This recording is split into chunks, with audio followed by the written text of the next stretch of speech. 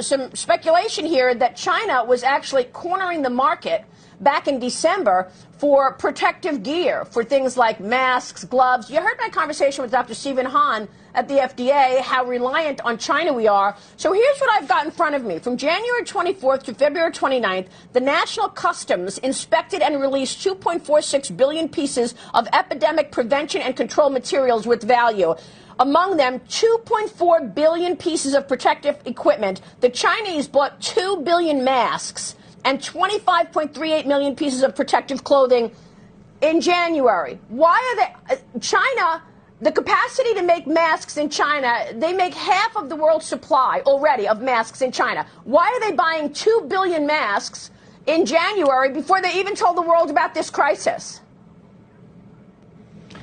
Look, this is not about the Chinese people. This is not the Chinese virus. It's not the Wuhan virus. It's not the COVID-19. That's right. It's the Chinese Communist CCP government. virus. This is the CCP's virus.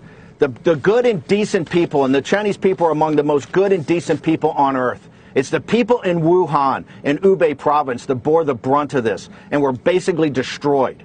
Okay? The Chinese Communist Party, we know, knew about this from at least late December, and in all probability from early December. They knew, and they knew it wasn't about the market. Okay? They knew it, and I'm not saying we should have a full investigation that it came from the P4 lab or that it came from the CDC the P2 lab in Wuhan. That's all to be adjudicated later under an investigation. But we know for a fact that they knew that there was a patient zero that this came from. And most importantly, because the Taiwanese have told us this, they knew there was human-to-human transmission.